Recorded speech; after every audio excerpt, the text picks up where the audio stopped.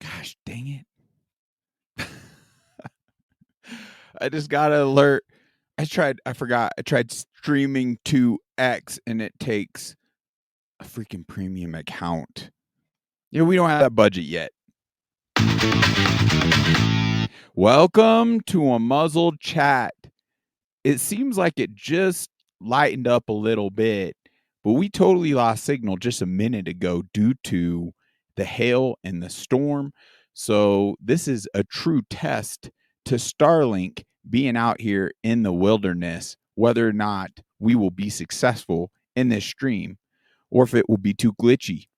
Fingers crossed, because we in fact have some very important things to go over and to cover today. Let's kick off some. Why not? So, my goodness, Tucker has been really impressive to me lately as I've been tuning in more to his podcasts on the podcast app I use on my phone. And I typically use audio only. That's what's so powerful about this realm, folks. I believe podcasts to be the best source of news in this era we live in. Who else is actually doing journalism? Who else is actually reporting truth? Who else isn't bought out, paid for, and is pushing a narrative and propaganda? It is absolutely crucial that we properly vet and source our information. That's why we're trying to get everyone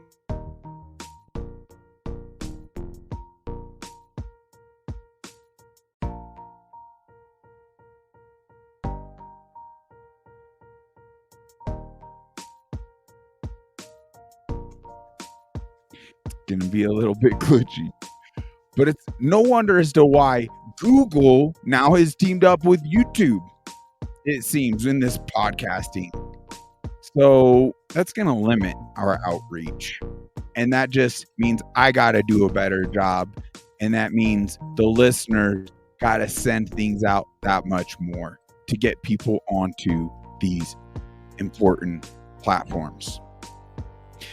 So I don't know if I'm necessarily here in the near future going to kind of go on a Tucker binge, so to speak, because he's a really intelligent man, right? And what has really impressed me is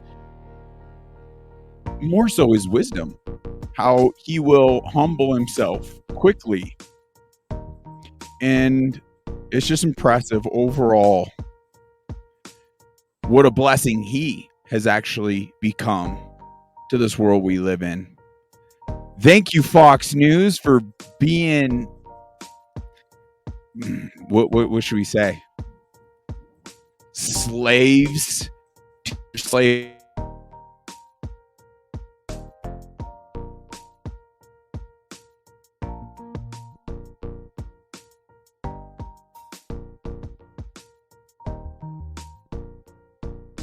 Glitching again. Come on now. We needed that. What a freaking blessing. That being said, let's take a look here. Let's see if it's, I'm just going to verify something. Bear with me one moment.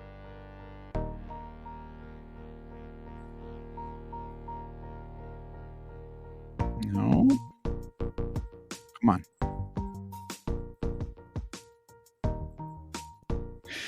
All right. Well, so regarding this actual episode I want to go over with Tucker, he gave a speech recently in Australia in response to Julian Assange's release and much, much more. It really does expose corruption, fifth generation warfare. Guys, war is being waged on all of us. We are not free. We are not a free people when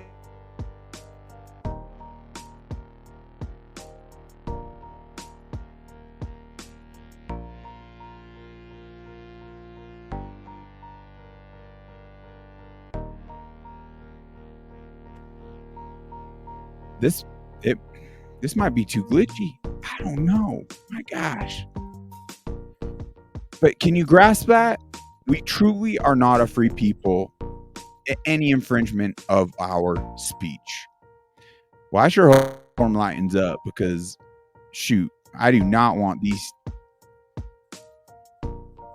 this much glitching going on, and it's actually still hailing out there. All right.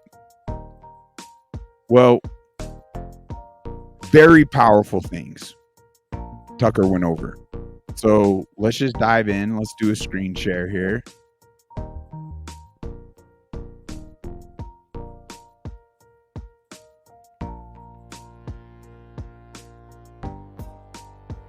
And let's kill that music.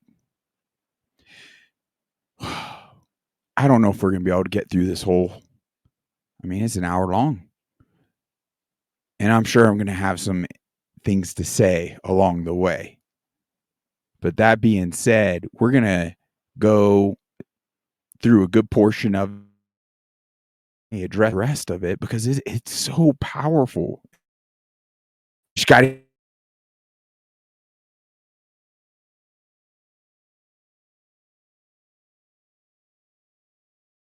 we get with it. I just want to first off thank you, Unmuzzled Chat Warriors. Thank you for all your support, all you have done. We are hitting a lull. If we could just up the sharing, likes, comments, just engagement, we so desperately need it. We got to rule out the corruption in this world. I'm just going to fight tooth and nail until we do, or until we lose it all. Just do my part. Each and every one of us has a role to play. And hopefully this will help ignite that spark to engage. And you can't cite it. Untrue. So we just met, but when our relationship starts with a lie, it makes it tough to be friends. So well, you've been lying let's about pull that back. I'm happy to explain what I do think. So. Well, you actually can't say it because I didn't say it. The whole point of your question was to be like, you're a scary racist. Well, I haven't. And my response is, no, I'm not. Okay, well, how about no more lying in your questions, and then I'll answer it. This is the same theory, or as you say, idea, that has inspired the New York Buffalo shooting, where 11 God, come on. Just today, Julian Assange was released after 12 years. 12 years in custody.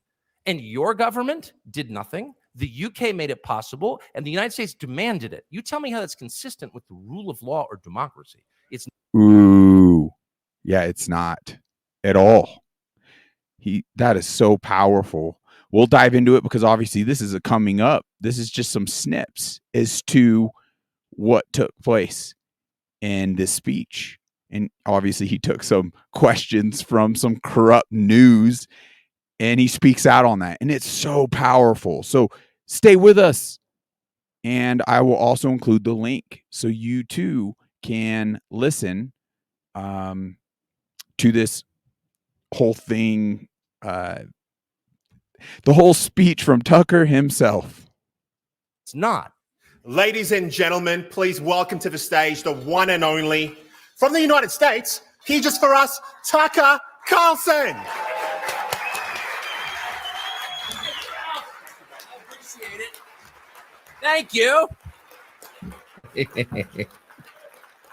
I try not to listen to intros, but we got the most famous journalist in the world, I thought. Is that really a compliment? That's like being the hottest Supreme Court justice. You know, the best restaurant in Ouagadougou. Not sure it's a prize that means that much. I'm a little ashamed to be a journalist, but I'm grateful to be here. Thank you very much for having me. I've loved your country from afar. Why would that be? Because the majority of journalists are propagandists. They have sold themselves to the regime and their agendas. And that's the only way they're going to get paid, by these big corrupt news organizations. So I like how he's covering that sentiment. It's an important thing to grasp. But if you vet your sources, then yeah, he's one of them good journalists, no doubt. And he's gotten a lot of flack. It's ludicrous. He even goes over as to how the media, everything demonized him for interviewing Putin. And it is crazy. What a crazy world we live in. Far my entire life. I've idolized Australia. Actually, I haven't been here until a week ago, but I had this view of Australia in my mind of handsome, brave men fighting off dangerous animals, of beautiful women standing windblown in the surf. And it's all true. So I really have loved it. We've been, I think, to 5 cities, and I've just been completely and utterly impressed. And really sort of the only downside is I've given speeches in a lot of them, and I felt guilty during every one, because rule 1 of being in someone else's country is don't talk to them about their politics. There's something awful about that, overbearing. I lived in Washington, our capital city. It's actually not so different from Canberra, weirdly. I guess all capital cities are the same. But we would get this sort of continuous retinue of foreigners showing up to lecture us, Bono showing up. And I'd always think, go back to Dublin. More, like, what do you know? You're not even an American. So with that caveat, my apologies for having anything to say about your politics, which I don't really understand, except in the sort of grossest terms. But the Assange news today just had me thinking so much about Australia. Congratulations, by the way. That happened when I was on the plane, and my jaw was open for the rest of the flight this morning from Perth. It's something that I think anyone who knows anything about the case, and that would include most Australians, is thrilled to see. Anybody who knows anything about that case and believes that Assange should still be in prison is your enemy, by the way, in the interest of human freedom and flourishing. It was monstrous that he spent 12 years locked away for exposing other people's crimes. Typically, the way it works, I don't know if law enforcement's the same here, but the guy who discovers the crime doesn't go to jail. It's the guy who commits the crime goes to jail. And wow, that's so powerful. Wrap your mind around that. All he was doing was exposing crime. 12 years? And the criminals roam free? It's so upside down. And my question to each and every one of you, Americans and then worldwide, Australians alike, Canadians alike, why are we sitting back and accepting this level of tyranny? Why? And that's been inverted in his case. So I think it's wonderful news. As you all know, he's in Guam dealing with one of our colonial magistrates. I didn't know even we had those, but we do apparently in the United States. And then he'll be flying here where he was born. And my impression is, I was texting with his wife this morning, my impression is he plans to stay here for a while. And so I think, that's a huge net benefit to your country because he's a good man. I know him. I visited him a few months ago in Belmarsh prison and saw how they were effectively torturing him to death. Wow. And what I didn't realize until I got there, even though I've been steeped in the case, I know his relatives, I know his wife Stella, is that he was never charged with a crime in Great Britain. Never. He was charged with no crime. So how?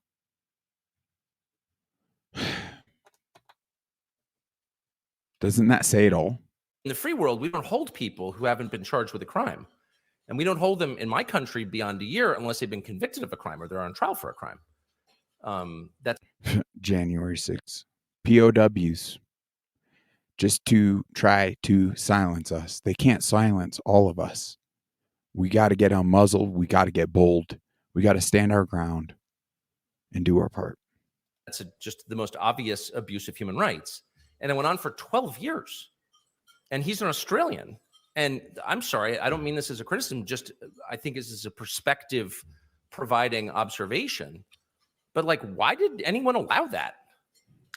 He was held in the UK on behalf of the United States, which, by the way, until recently hadn't charged him with a crime either. And when it did charge him with a fake crime under an ancient statute that no one has ever charged under, the Espionage Act, to which he pleaded guilty, apparently.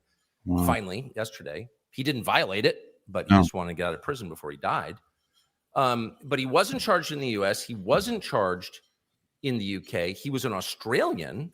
And those 3 countries are aligned more closely than countries typically are. They're 3 of the 5 eyes, as you know.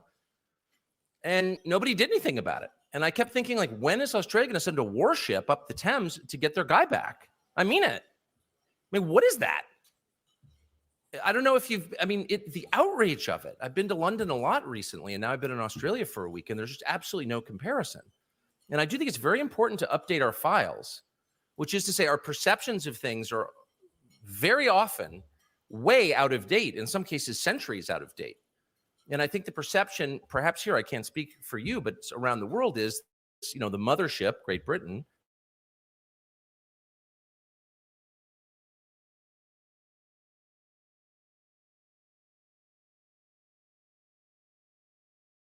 and then fly back here. In fact, why don't you just fly from London to Perth, assuming there are direct flights, and ask yourself, what do I notice? One city is crumbling. It's been so misruled by the people in charge that unless you're rich, you can't live there. And you come back to, and that's not an exaggeration, go to London, seriously. And you come back to Perth, and and I know everyone makes fun of Perth in Western Australia, but as an outsider, I mean, it's like San Francisco without the junkies. It's one of the prettiest places I've ever seen in my life. And I thought, I don't even know who rules this. I don't understand the details of the politics. I'm a foreigner. But whoever is managing this place day to day is doing a remarkable job. There are very few cities in the world as pretty as your cities. And I know that you're so isolated and just far away in the Southern Hemisphere. And you might not have perspective on that. But some of the capitals that you read about, and in some cases genuflect toward, consider superior, take orders from, have no right to give you orders because they're in no sense superior to you. In fact, they're inferior to you by a lot. And London is at the top of that list. Right. So I guess my bottom line advice, and I mean this in this, spirit of generosity and humility, but is, understand how impressive Australia is in comparison to the rest of the world, particularly the English-speaking world. Now, what does Australia have to do with the United States of America and Unmuzzled chat? Like, what he's exposing here are the exact same threats we are dealing with and we have been faced with. And by gaining perspective, I believe it just kind of helps bring light. Almost another, it's not even an analogy because it's a real situation. But maybe through looking into other countries will help trigger actually more understanding what's happening here as well and what is coming and the level of importance to face the music, so to speak. Oh, come on. Let's go ahead. Australia has advantages that the rest of us, the other four, the Five Eyes, can only dream about. You're sparsely populated, 26 million well-educated, decent people, law-abiding people. You have virtually no real poverty, no concentrations of poverty in this country. It's like the most middle-class English-speaking country left in the world, which is a huge compliment. That's what you want. It's basically egalitarian country. Egalitarian countries are stable countries. Bolivia is not stable because it's, pyramid-shaped. This is pretty flat. It's the last flat country economically in the English-speaking world. And its natural resources, dwarf everyone else's. I mean, I do think one of the great lies that we in the modern world have been told is that prosperity is generated by banks and real estate. And this is such a good point. That's it. Then money lending is the engine of prosperity. And in the short term, that of course can be true because it juices that, that mysterious thing we call GDP, which is a measure of economic activity. But over time, it doesn't actually create wealth. That's a lie. What creates wealth is productivity. And what's required for productivity are resources. And you have more resources than virtually anybody. Bauxite, coal, ore, gas, nickel, copper, lead, uranium, more than almost anybody else in a country with almost no problems, except the ones that you allow your leaders to intentionally import. And pretty much nobody lives here. I just flew over, most of your country this morning. There was nobody there. Sheep, dingoes, desert. And I know, a lot of it's inhospitable, but I mean, just people from crowded countries, which is most countries in the world, look at this and they, in envy. This should be one of the most powerful countries in the world. In fact, By its nature, it is, because it has more than almost anybody else. And so to take orders from some disgusting, filthy, fog-soaked rock in the North Sea, holding one of your citizens hostage, right, because they sent your ancestors here as a penalty. I mean, at a certain point, I think you need to say to them, I'm sorry, it's 2024. We're in charge. You're taking orders from us. And if it, I mean it, actually. And I shouldn't say this because I know that there are members of parliament present, but maybe you should take your refugee budget and buy a nuclear weapon or two so people take you seriously. I'm not joking. Wow. If you don't screw this country up on purpose through mass immigration, which is what the other 4 countries have done, that's the reason they're in decline. No one wants to say it's true. Wow. If you don't do that, Australia will lead the world because you have every advantage and people are happy here. And so my strong advice to you is don't go the way of your cousins in our countries. Wow. In Canada, of all countries in the world, I would say Canada is the closest in its sort of essential facts to Australia. It's huge. It's actually bigger than Australia. Second biggest land mass in the world. Amazing natural resources. An incredibly nice, polite population, well-educated, with a history of valiant war service. Sort of everything you would want. A little boring. That's good. Exciting countries are wildly overrated. Las Vegas is exciting. You wouldn't live there, right? There's something to be said about a country whose, main forms of excitement are Molson and sled dogs. That's not bad. And that country basically killed itself through bad leadership. They completely changed the population of the country in 10 years completely and made it poor. And now people can't buy houses there. The economy's in free fall. People who are born in Canada cannot buy a house, period, because there are just too many people. And I'm sure some of them are great people. And by the way, just to be completely clear, I'm utterly sympathetic to people who want to move to my country, for example. We let in 30 million people illegally in the last 4 years. That's a crime, but I'm not mad at them. I'm actually flattered by it. They want to move to my country. Of course you do, because it's the best country. That's how I feel. It's like someone saying your wife is hot. Yeah, I think so too. Yeah. You can't have her, but I'm glad you appreciate it. I mean, honestly, that's how I feel. I don't begrudge any immigrant from any country wanting to move to the United States because I love the United States above all. I am American. So it's not a question of being mad at immigrants. I'm completely sympathetic. In fact, I'm empathetic. I can't wait to get back to my country. But that doesn't mean that the movement of millions of people, mostly with low skills and no, native command of the language and no shared culture, the people who already live there, doesn't mean it's good for the country itself. It's not good. Right. Man, he's covering such good points. I'm going to go ahead and shift the modem just to make sure we can increase our signal now that the storm's kind of passed. So I'll continue playing this. I'll be right back. Actually, it's bad. It's the most destructive thing you can do to a country. That's not racism. That's not hate. No, stay. I'm not racist and I don't feel hate. I feel true compassion and empathy. But the purpose of running a government is to take care of the people who are citizens of that country. There's no other purpose. It's not to save the world or change the global climate or whatever. And it's certainly not to spend a huge percentage of your budget on refugee resettlement. It's to take care of the people who are born there. That's your job, in the same way a father's job is to take care of his children, not the neighbor's kids.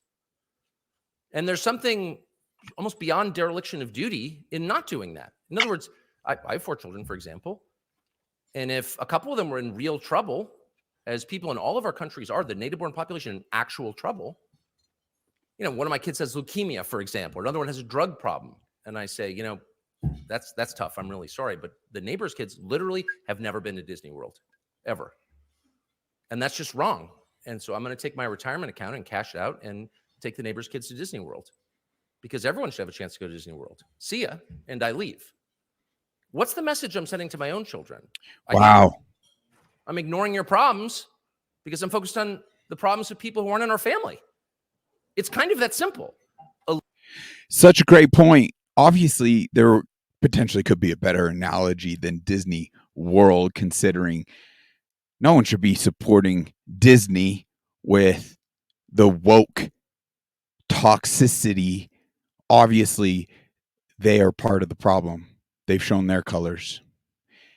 And I believe they're all part of the whole globalist BlackRock, intentionally being taken over to groom, to manipulate.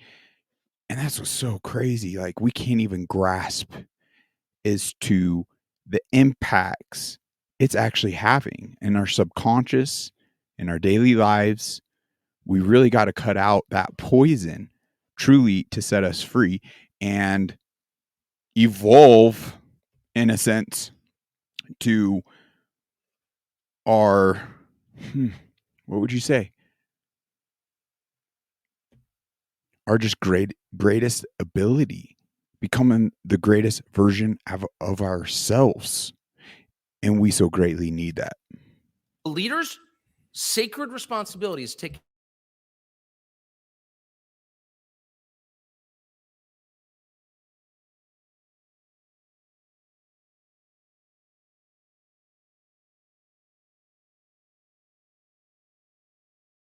dad your kids because you're their father.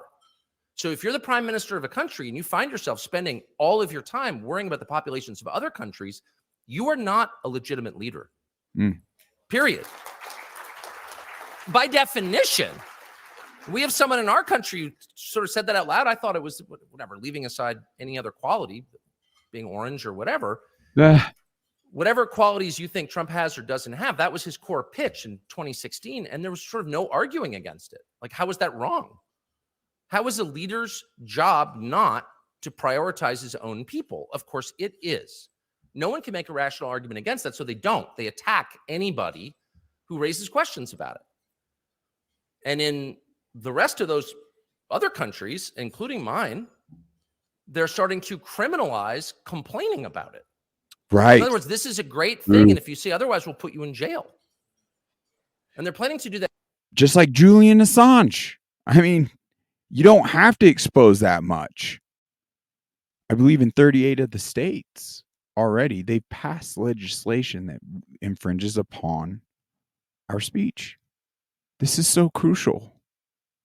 We are not a free people anymore. And I don't understand as to why we're sitting back and accepting that. Especially those with children. It is your duty for your children, yes, to feed them, yes, to put a roof over their head, but secure their future. Right? Heck, ideally, you should be leaving them a better opportunity than you had growing up. And I don't believe that can just be done through finances. Sure, you could do really well, but this type of tyranny must be addressed. So to those that feel that, oh, we just can't fit it in to show up to any additional capacity, I'd venture to say the globalists, the devil himself, has been effective in diminishing our resilience, or your resilience in that matter. Because it would be delusional, once again, after a pandemic, to go back to a life of normacy without addressing what took place. Period. And there's a lot of other things that should push people to the precipice of doing their part, but we don't need to dive into all the different angles of attack. And it's what we've been trying to cover here on this platform to get people to engage more. Obviously, lead people to the best roadmap, the Bible. There's been healing for me. There's been strength. There's been clarity. Ultimately, peace to the point where, yes, I get engaged and I'm human. But when I'm really diving into the fruit of the Spirit, it is irrelevant whether or not we right the ship in this existence. It does pain me to see the level of suffering, right? And I do feel it's our duty, and we're going to dive into some scripture, how even David, like futuristically on another episode, we're going to go into depth as to like David and Goliath and how, David actually addressing that type of evil and heading the enemy, God was pleased. So I believe Christianity, in a huge sense, there's a difference between, loving thy neighbor, or you got to be able to discern between an individual acting out and causing harm, which is pure evil. Now there's a kind of an in between, where someone isn't completely lost and you can pray for them. I believe that's what it even comes down to. So I'm kind of getting ahead of myself because there's more biblical research for me to do. I must be honest, for me to truly dive in and speak out on this. But it actually, the whole concept came from another one of Tucker's episodes. So maybe we'll plug that, because with this other musician, and he just really dove into a lot of things biblically. I was very impressed.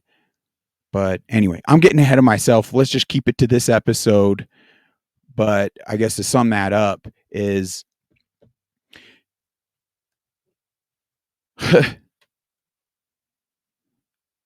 let's just say even Jesus, it came to a table flipping moment. And we've kind of covered that before on this platform. And I believe this time to be a table flipping moment. And we got to address this level of corruption. I personally feel that there will be judgment. Who am I to say? But for those of us that idly stand by and do nothing regarding this war that's being waged, a spiritual war that is being waged. Now, I get that it's honorable. It's good that, people are working and focusing on their families. But to what end? If evil is effectively putting everyone into chains, there does come a point you got to kind of, set that all down, the work and everything, and show up. Now, I don't believe everyone has to fully set it down at this stage if we showed up en masse. So I hope you can grasp what I'm getting at. I just really want to evoke that desire and acknowledgement to the reality of the world around us we live in. Let's continue. That here, in case you don't know, they've absolutely done that in Canada. In the UK, they put a lot of people in prison for complaining about it. Hey, I don't think you're taking care of the people who are born here. Shut up, racist. You're going to jail. Actually, every week people go to jail for that. Imagine that. Imagine that. And imagine the mindset that allows that. If you are telling people, human beings, adult citizens, that they don't have a right to express what they believe, what are you saying? Well, what you're saying is, I don't think you're human. Because the right to say what you think pre-exists government. It's something that you're born with as a human being. It's what distinguishes you from animals and slaves. That's the core of your human autonomy, the right to say what you really believe, to express your conscience. And if you no longer possess that, you are not human anymore. You belong to someone else. You are an object. Wow. And so any leader who tells you, you don't have a right to say that, you don't have a right to criticize me or my policies, that person considers you subhuman. And that's a crime as far as I'm concerned. Yes, that is a crime, and we shouldn't tolerate it. We need to be able to absorb that and acknowledge that. We cannot bury our heads in the sand. I'm excited to show up to whatever capacity I can. Each and every day, I am able. And tomorrow isn't guaranteed. It truly isn't. And we get that, like, our human character flaws kind of kick in at that point, just another day. But it's interesting with the combination of diving into this. God gives you that light. So maybe if the daily grind, it's just another day, like, I have excitement to show up to whatever capacity I can. And I know that is gifted through God. And I know those that actually truly want to seek him, especially the men at a wartime, will be also gifted that. Should have that. And by the way, in my country, we have an explicit law against that. It's the First Amendment to our Constitution, because ours is a revolutionary country. And so the framers of our founding documents were forced, under gunfire actually, to think this through. We're building a country from nothing. What do we want?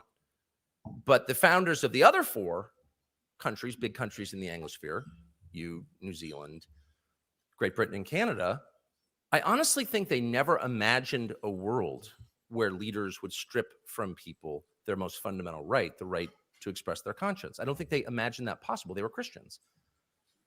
And a sort of key tenet of Christianity is God created people. We didn't. Therefore, we're not capable of owning them. That's the abolitionist movement was based on that idea. Christians in the West ended slavery around the world. They haven't gotten a ton of credit for it in recent years, but they did.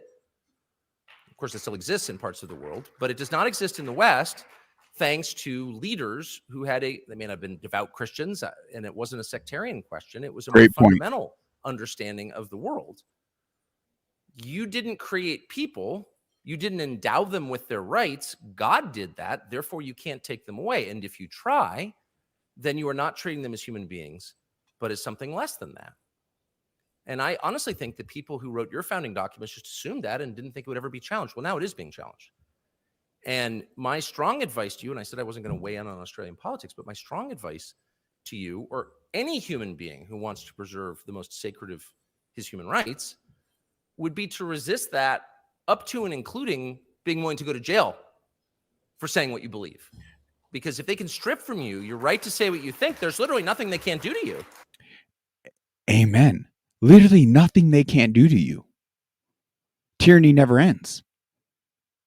And golly, our founding fathers definitely had some type of divine inspiration. And obviously they came from tyrannical ruled communist dictatorships. So they, at a very young age, could grasp a lot of profound concepts. And obviously the First Amendment, we have allowed to be trampled upon. Yes, even in this country. Tucker was even stating regarding Julian Assange, America was really behind calling for that arrest. Unbelievable. What are we going to do about it? Too many Americans feel as though, well, what does it matter? What difference am I going to make? And that is exactly, the evil is spewing that poison into your brain. Because each and every one of you have unique gifts from God that will 100% add to the proper momentum we need. 100%. It is through unification, because clearly it's just, I mean, it's simple, right? There's a lot of us. There's a few of them. There's nothing to fear. We just got to get more engaged and more organized. That's it. There's nothing they can't do to you. So, in any case, I will stop there and take your hostile questions. But I just want to say, as an outsider and as someone who is seeing all of this fresh after spending literally 50 years dreaming about Australia, I don't know why. Every American's obsessed with Australia. Do you know that? Any of you who are single looking for dating opportunities, come to my country. Is that you? You can't imagine. You would just tear a swath. It's the accent. No, I'm serious. Americans are absolutely obsessed with Australia, and it's not just Crocodile Dundee and that horrible chain restaurant. I haven't seen a bloomin' onion since I've been here, by the way. I don't think that's a native food. Coming here really has shocked me. And I thought it was nice. I didn't know it was this nice. And I hope that you know how nice it is. as compared to places that you think are great. I mean, you just have amazing advantages. And if you want to know what can happen, if you take those for granted and allow your leaders to act against your interests, the interests of your children and of your nation, then go to San Francisco or New York City, previously great cities that led the world, that are now pale imitations, sad, dangerous imitations of themselves. And ask yourself, especially in San Francisco, which does look like an Australian city, those of you who have been there, go there now. And remind yourself, this could happen to us. Problems like that are actually pretty easy to avoid. You just need to make common sense decisions like, I don't know, put your own people first, enforce the laws already on the books, don't put up with absolutely ridiculous behavior like defecating on the sidewalk. You don't need to put up with that, actually. That's not a human right. Crazy. Just stick to those. The problem is that when you allow them to fester, they are pretty hard to fix, actually. You can get into a vortex. And I've traveled to an awful lot of countries around the world and met a lot of really nice people and smart people who live in awful countries. Awful countries. Have you been to Argentina?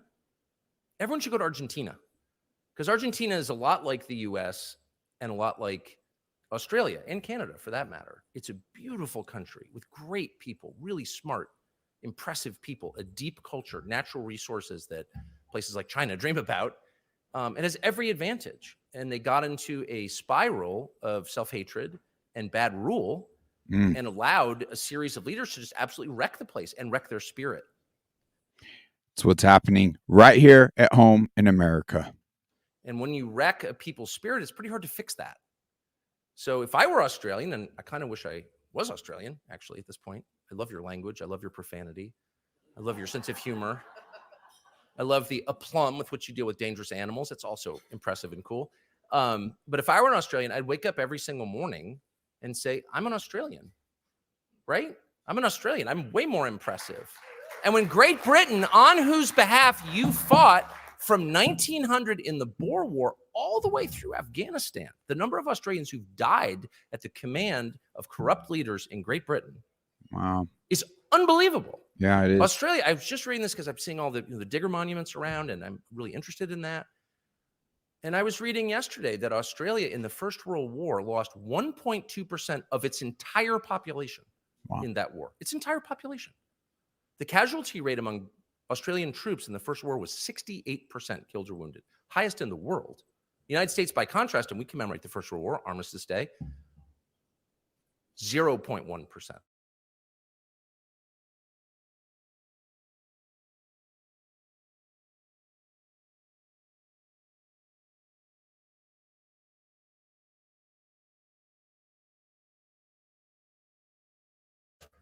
That's just a sign that it's time to act on your own behalf. Yes. Defend your own country. And I hope that you will. Thank you.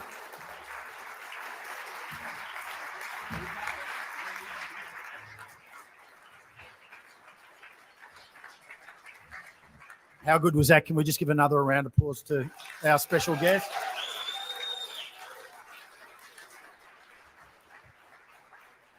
We are going to do a few question and answers, but I'll start with the first one, Tucker. Obviously, you've interviewed many people. Who's the most challenging and why? People I've interviewed? Yes. Well, I've interviewed some true lunatics. I've interviewed a lot of drunk people, people who have anxiety attacks on camera live. I've interviewed an awful lot of politicians where you just feel like there's something so dark coming off them.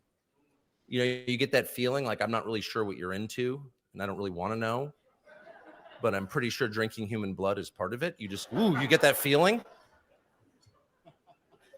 I mean, honestly, if I'm being honest, I think Trump is one of the hardest to interview. I love Trump personally, actually, and I agree with him on so many things, and I'm certainly rooting for him. Now, the Department of Justice in the United States is trying to take him out of the presidential race on utterly fake charges. So I'm totally for Trump in those ways. But he's difficult to interview because he's, discursive? He sort of goes off in other directions, which very often are hilarious.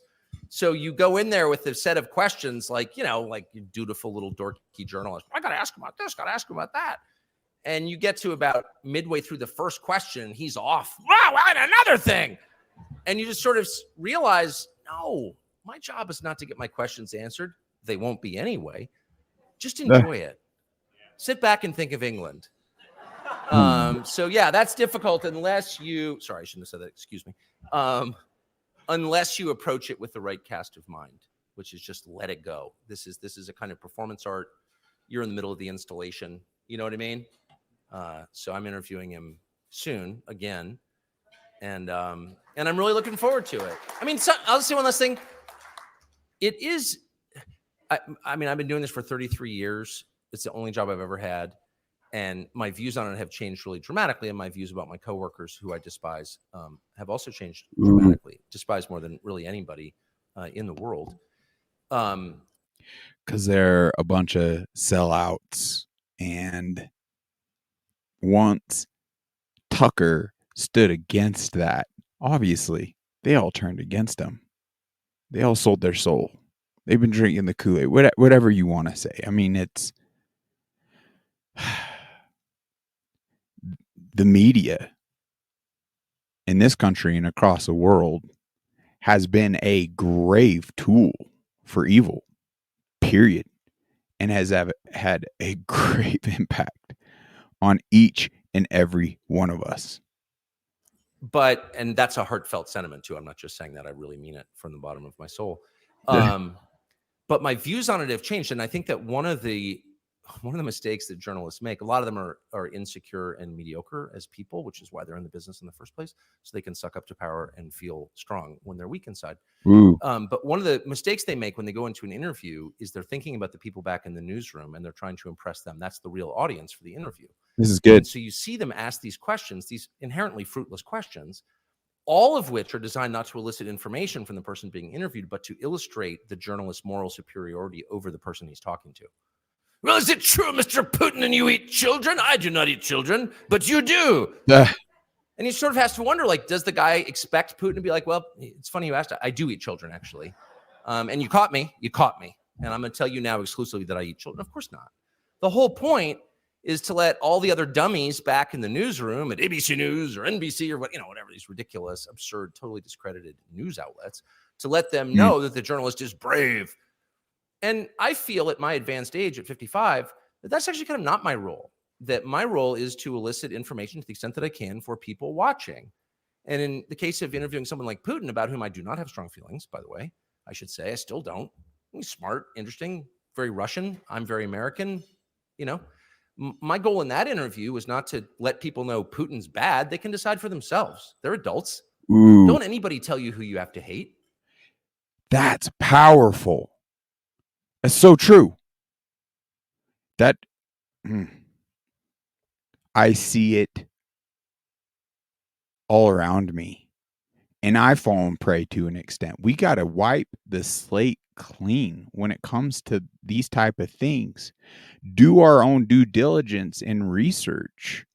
It's actually been quite impressive, some of the clips I've even seen as of late. Now, do I know that much really at this point still about Putin? I just would question, I really believe it would be debatable as to who as a populace is really more so living under a dictatorship. Americans or Russians? Obviously, the talking heads have been demonizing Putin and Russia as a dictator and it's horrific, for the longest time. But all these Americans and actual journalists are going over there and they're even mocking that narrative to an extent, kind of satire and through sarcasm, like, don't come to Russia if, you want to live in, their streets were so clean. I mean, all these amazing things that they were doing, but I'm getting beside the point. One of the interviews or settings, and you got to read because he's speaking Russian. I don't know Russian, so you got to read the subtitles, which I'm not the biggest fan of, but he was speaking out in a way of his love for families and the nuclear family and what it actually takes to maintain their population regarding children and things to that nature. And it was quite a beautiful message in and of itself. Now, another one that was very impressive that Putin spoke out on, where he wasn't he wasn't holding like countrymen. And I believe he was directing a lot of this to America, where he's not holding the citizenry and citizens, us, essentially responsible to our corrupt leaders that have been essentially poking the bear for a long time, supporting NATO. And I mean, we have, in fact, if you look into it historically, we just keep poking the bear. It's freaking ludicrous. Lots of questionable things, lots of things to look into. But to Tucker's point, we should come to those conclusions on our own accord. Like, we shouldn't allow anyone to manipulate anything. So don't even take my word for it. Don't even take Tucker's word for it. But his point is sound and is wise, that we do our own research and come to our conclusion, right? There's not enough of that these days.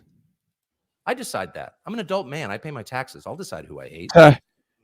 You shouldn't be paying your taxes to a corrupt, especially income tax. That's a Gestapo. That's a whole nother thing. If you haven't gone to stewpeters.com, or you know what? stewpeters.com. Yeah, because there's a documentary they came out, Slave Nation.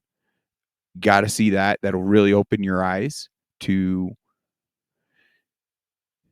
kind of the history behind income tax to an extent, but more so even whistleblowers, things of that nature. But if you really seek an education to feel confident and stop paying your income tax, go to freedomlawschool.org.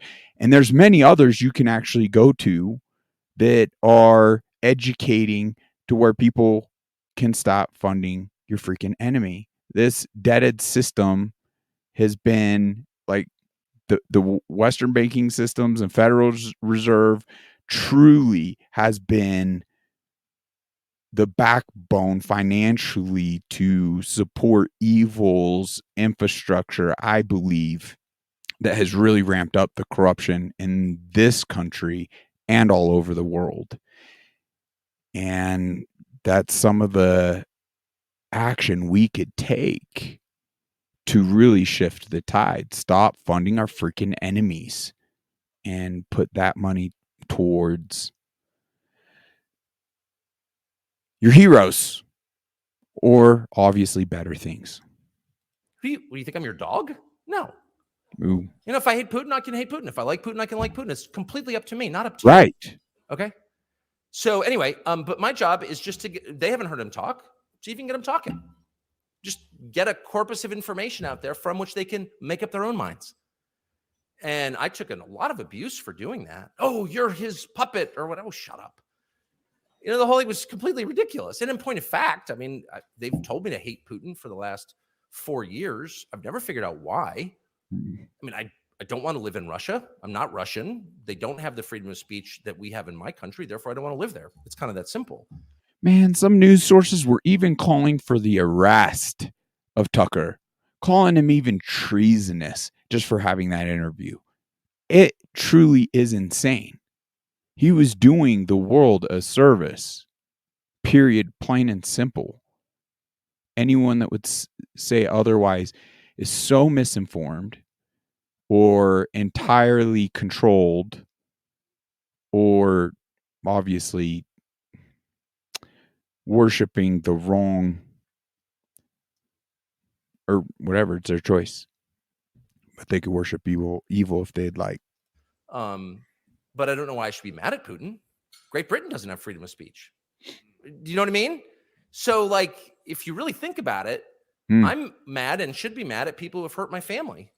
People are wrecking my country and driving inflation up to a point where my kids can't afford houses, and filling my neighborhood with people who aren't from there, who are hostile, and making our country completely, shattered. The social fabric is gone. Right. Who did that? Did Putin do that? No. Joe Biden did that. Right. Clear as day.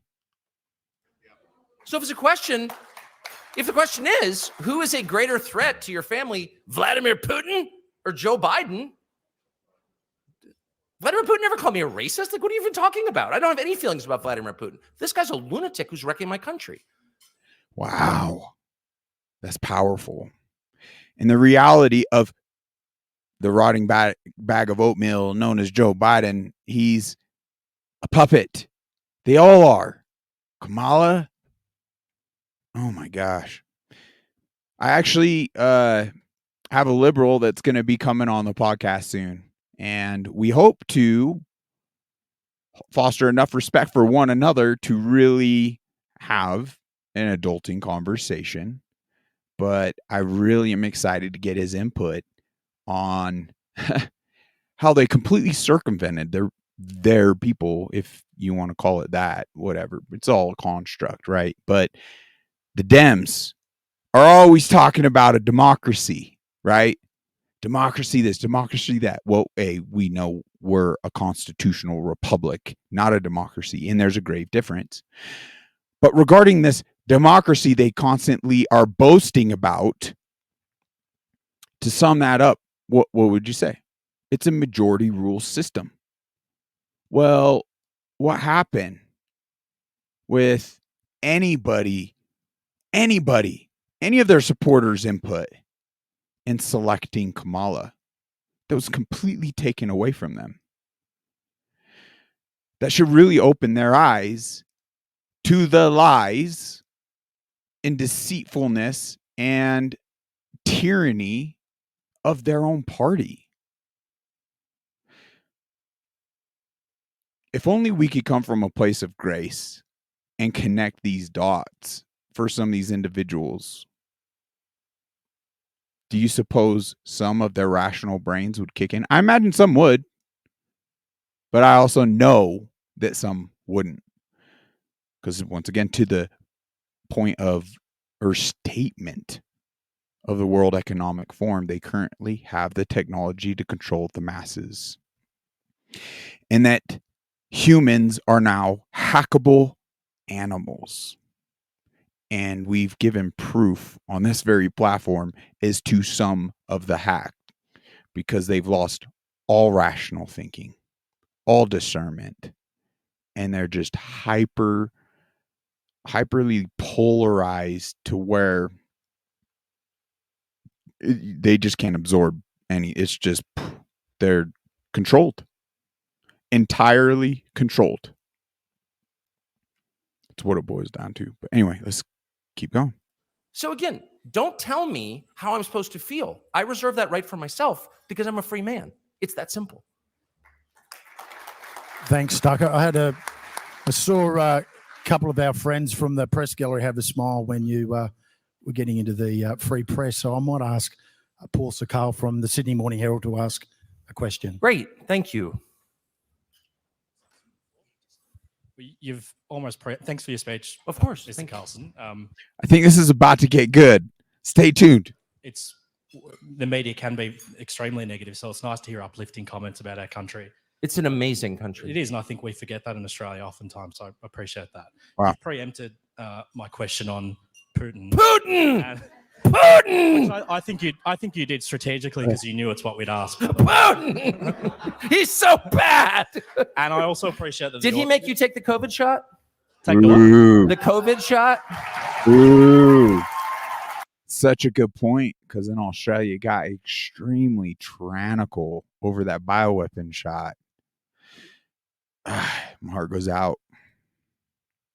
And yeah, we all know it had nothing to do with Putin. No, he didn't.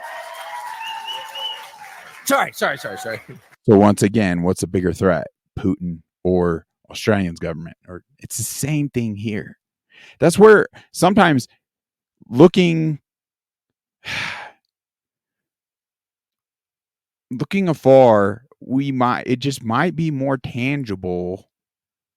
Wow, to see what's going on there and then apply it here than accepting it here, if you know what I mean.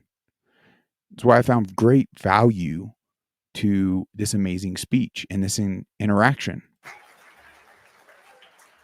The COVID shot saved probably tens of millions. Oh, of lives. yeah, And definitely. Safe and effective. This is why everyone loves the media. Probably 100 times more lives than Putin has killed in It's Ukraine. like a time capsule. It's like you're like the last Japanese soldier on Okinawa. You think the war's still going? No, it didn't save millions of lives. That's hilarious. Sorry, I'm sorry. I'm being boorish. Can I get the full answer in without interruption? Okay, I beg your pardon. I'm interested in your position on Putin. Many people in this crowd would adore conservative prime ministers in this country like John Howard, Tony Abbott, mainstream right wingers like Boris Johnson, Australian Liberals. Some of their MPs are in the crowd, are vehemently anti-Putin. They believe he's a reprehensible figure who doesn't believe in the values of conservatism, such as the rule of law and democracy, which gives us the freedoms we have in our country. I'm interested. Do you feel any level of shame or regret that you were termed a useful idiot, and then post your interview, Vladimir Putin himself said in his Russian media that he was surprised at how weak your questions were, and he also said that you were wrong when you said that no other journalist had asked to interview him. He said that's not true. We only thought Tucker was the only person to report fairly. I thought that you were describing Putin as a psychopathic liar, and yet now you're taking his word for things. Ooh. Do you? I mean, let me just quickly unpack your absurd soliloquy if I can. Yeah. First, I'm stuck on the idea that Boris Johnson is a right winger. Do you know Boris Johnson? I do. Boris Johnson is a criminal buffoon who, like so many who claim to love Ukraine, is single-handedly responsible for the deaths of hundreds of thousands of Ukrainians in this war that Ukraine cannot win. Right. And I would refer you to Wikipedia. How many more people does Russia have than Ukraine? Do you know? Millions. 100 million. 100 million. And in a land war, that's a relevant number. It is not possible for Ukraine to beat Russia. The best they can do is sue for peace. That's been known, including by Zelensky, who wanted that since the early days of this conflict. And Boris Johnson, on orders from the Biden administration, shut down, and this is not a disputed fact, this is a fact, admitted by everybody now, shut down the peace negotiations almost 2 years ago. What is wrong with America? Obviously, we didn't shut that down on a civilian level, but we're allowing our supposed leaders to act out on behalf of not our interests. So there needs to be more acknowledgement and responsibility on an individual level for each and every American facing the individual and that reflection facing back in the mirror. Accountability is key.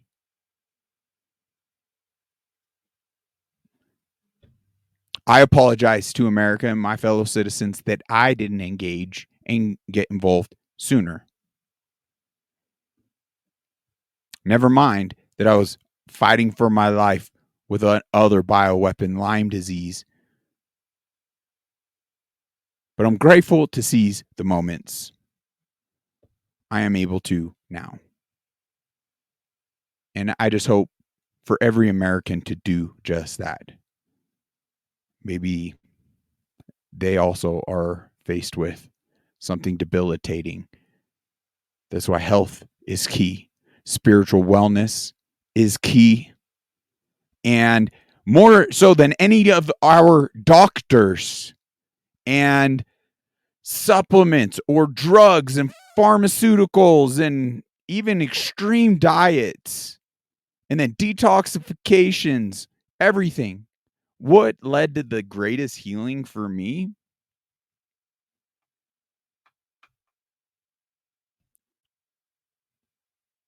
God. 100%. 100%. And Ukraine has been completely destroyed. And now Zelensky has passed a law allowing foreign corporations to own land there.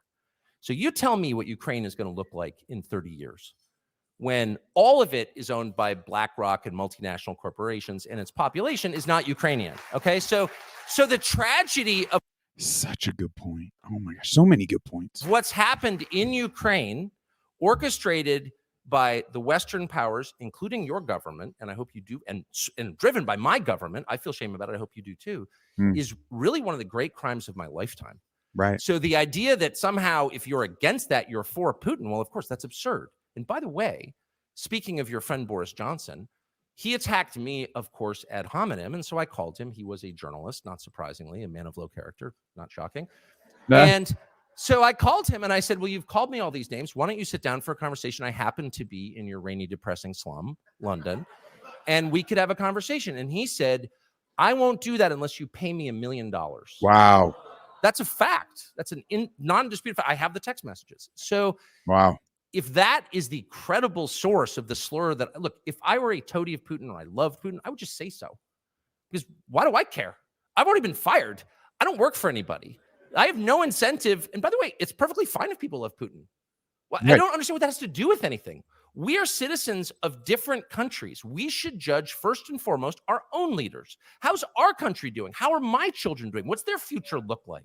None of that has anything to do with Putin, except to the extent that you all, this country, sit back, your government allows the Biden administration. Ooh.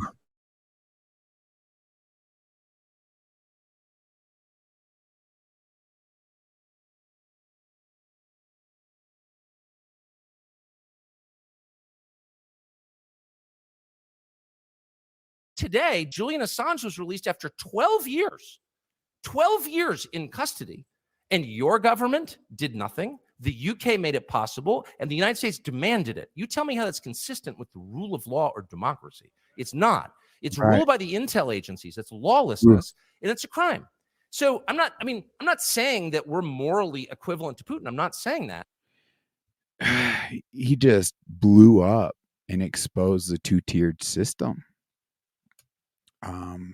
Those are dangers we now face. There's grave threats. It's no secret to so many Americans speaking out and exposing what essentially even Julian Assange was exposing. What an upside down world. Once again, that the individual exposing the criminals does time, and the criminals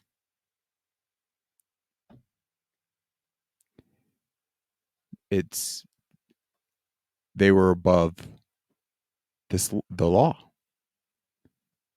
And America, obviously, is he was just stating, calling for that arrest, just shows how much cleaning house we must do right here in this country. What I'm saying is our concern should be first and foremost, how are our countries run?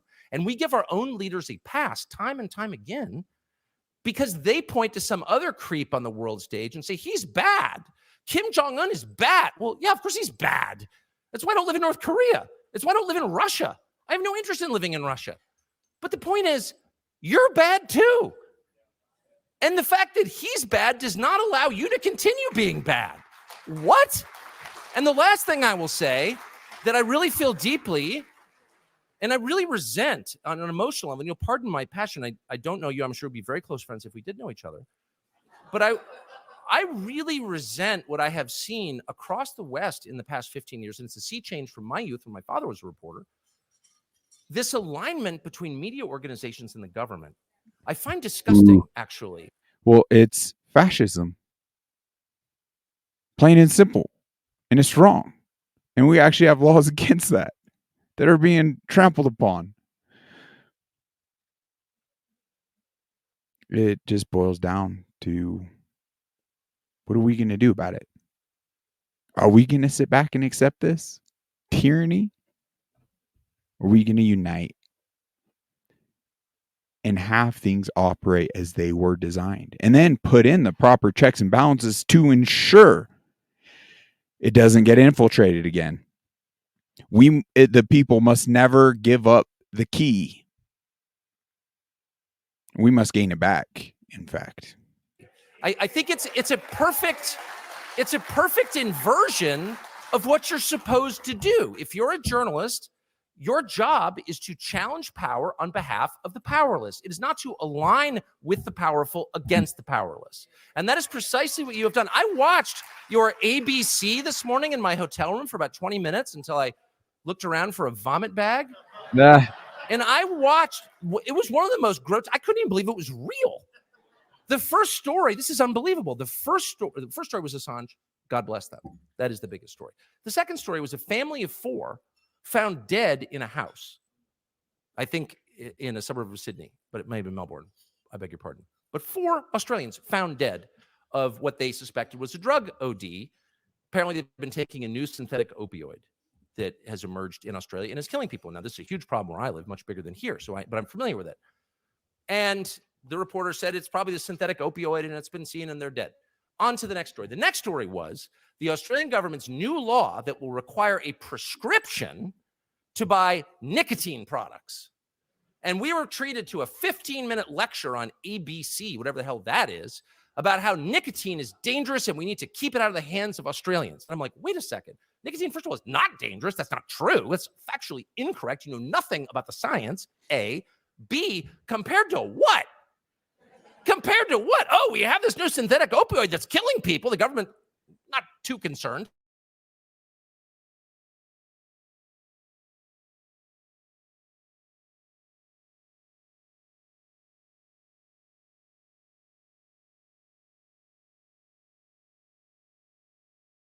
Wait a second. Let's chart the death toll from vaping versus fentanyl. Maybe one's a little worse than the other. And what exactly are you doing about it? Why don't you press your ministers and your prime minister? What are you doing about it, about drug use? And the answer is nothing. Instead, they're hassling adults who want to use nicotine, which I would highly recommend to every person in this room as a life-enhancing, God-given chemical. That's just my view. But I'm like, a media should be like holding these people to the fire on that, or right. The vax injuries and deaths, which are manifold. They're everywhere. Are you joking? And in like countries that actually believe in science, and there are a few in Europe, they're looking at in every vaccine.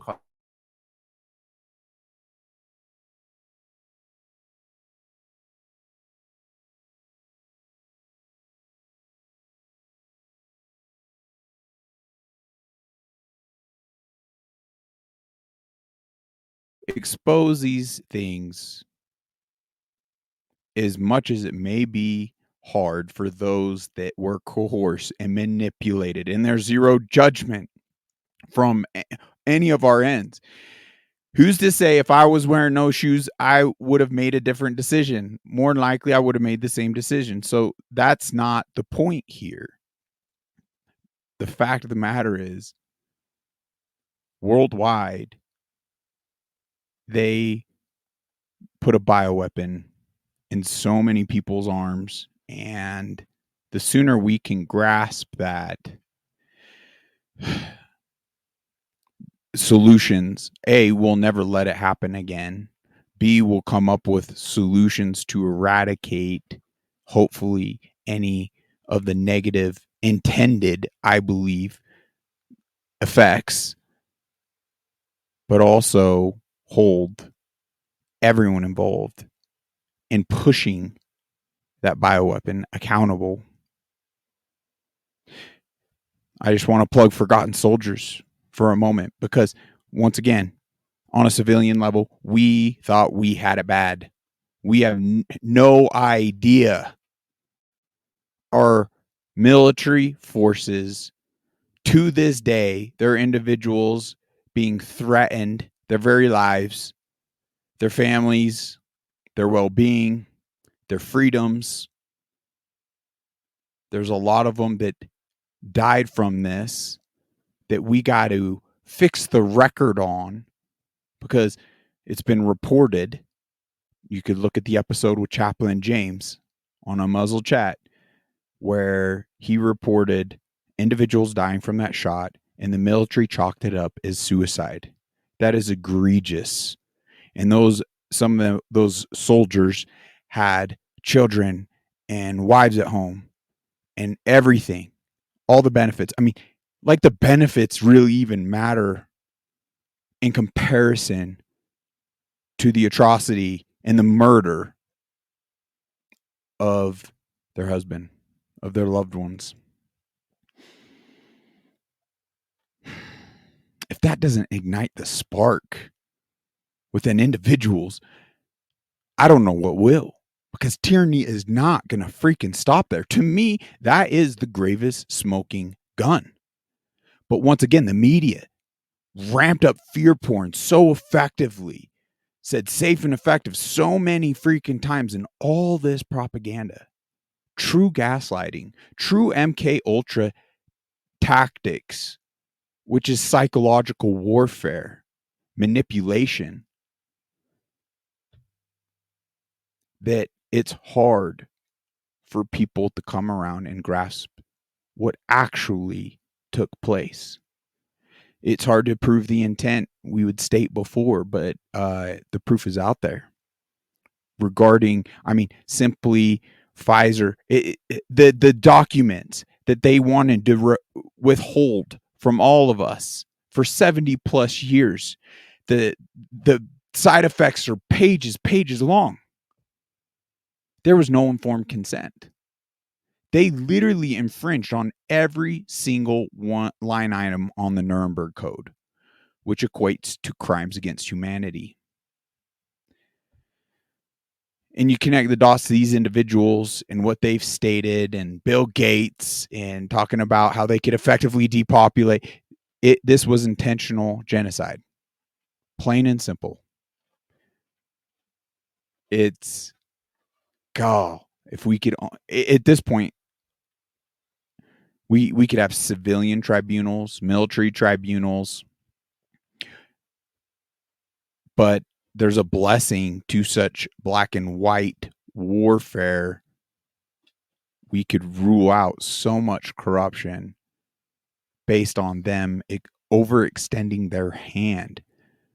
But so many Americans aren't even acknowledging it as warfare. They're not willing to accept the truths nor do the research.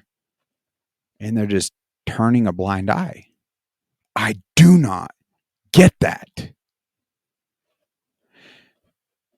My intention is purely to speak out on these things to the betterment of our health, our future, our lives, everything. That is it. Now, I don't know if you guys want me to continue with this episode, or we'll go ahead and cut it off here and finish it up another day. But I am thoroughly impressed with Tucker Carlson and all the things he's doing. He seems pretty humble, meek man, where he's quick to admit when he doesn't know much about something, or even I've seen when he stated something wrong or controversial. But he's just a man. We're all imperfect. We all have work to do. But to be in these positions, putting himself in these positions of challenge leads to the great growth. That's why I'm excited to have this conversation with this liberal. We'll see how it goes. Come join us. Stay tuned. Let's kick off a little bit of soundtrack. I feel we should just wrap this up. As much as I want to go through it, I really just would. I do feel it's probably best to give people a break, but I'd like to pick this back up where we left off. What's the soundtrack? Sure, why not? All right. Special thanks to each and every one of you for supporting this podcast and grasping, understanding what we're trying to achieve here. Help us do better. Help me do better by joining. Come speak. Be a guest on the platform. Speak your truths. But comment in the episodes as to how you feel we can improve upon things and have a greater impact. I know if we could engage more in a community sense, the more positive impact we'll have together. But in wrapping up, let's do this 1 minute prayer. Still under cooperation. I believe this is not one I've read yet. I apologize if I have. I'm human too. So this states, seeking your work in others. In all my prayers for all of you, I always pray with joy because of your partnership in the gospel from the first day until now, being confident of this, that he who began a good work in you will carry it on to completion until the day of Jesus Christ. Philippians 1:4-6. The prayer reads, God, my insecurities can rise to the surface when I face competition in any arena. I put it. This seems familiar. Have I read this one? Well, we're just going to continue. Maybe it's supposed to be. I put in a lot of time and I am very committed to my job. But this effort should never distort my view of other people and their worth. Let me see in all people the good work you have begun in their hearts. Let that be how I relate to them at all times as a fellow child of God, not as a competitor or opponent. Serving you in the church requires my commitment to kindness and graciousness. Lead me to encourage other people and look forward the good in them at all times. Amen. It's a great prayer. There was a out of the YouVersion Bible app, how it has the daily scriptures, one that I screenshotted the other day. It was Matthew 19:26 that I just wanted to share because man, we need this in this time. Jesus looked at them intently and said, humanly speaking, it is impossible, but with God, everything is possible. I believe that to be true. So why not seek to walk as close as we can in Jesus' footsteps and draw nearer to our loving Creator? It's been the greatest blessing of my life thus far. And it's a relatively new blessing that I've seemed to be given / acquired. I am a baby Christian. I have a lot to learn. Other calls to action. Patriot Mobile, folks. Let's go. Check out their webpage. Click the link below. Let's go. See what they're all about. It could benefit you greatly.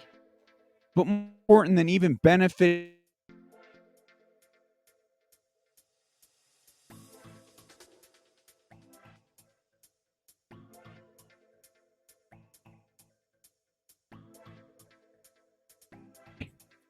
is it back? Stop funding our enemies and fund a company that is fighting on behalf of our freedoms. If you end up calling them, just simply mention Unmuzzled. What should we talk about next? Our health and improving our health, or preparedness? Let's just go with preparedness first. American Reserves. I'm very grateful to be affiliated with them. I actually enjoy. I opened up their pancakes. I do crack a couple eggs in there, add a little more protein, but I enjoy they crisp out, they fluff up. They're better than Kodiak pancakes. They're really freaking good.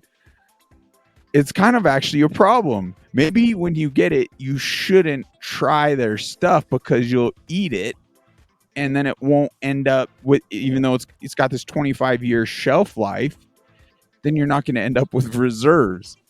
So, but it's really good. And I'm just glad that with this affiliation, we can pass on an additional 10% off to all of you. So click the link below. Be sure to put in checkout and promo code Unmuzzled. The other most important, I believe, preparedness you could do is get an EMP shield on your vehicle. Do not end up stranded away from your family or even at home to where you can't get to a safe place with all your preparations. You get $50 off every one of the products. If you could afford, get one for your home or your solar system, do that as well. Heck, it would make an amazing gift, wouldn't it, to family and friends. Let's dive into health a bit because we got to up our resilience.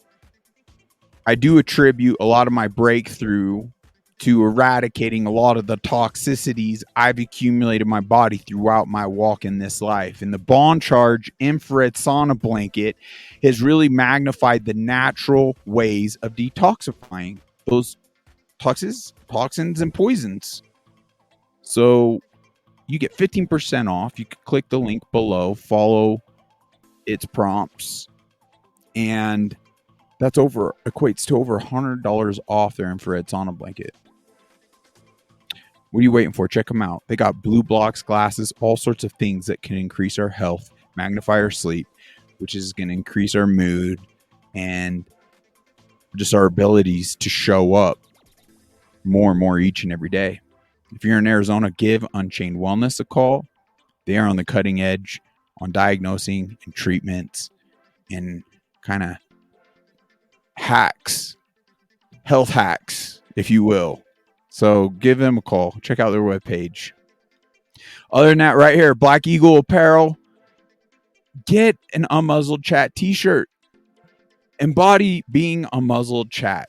Let's create a movement and momentum while our speech is horrifically under threat. It is crucial that we stand up and speak up. I love you guys. I hope to do better each and every time. God bless you. God bless America. Until next time, take care.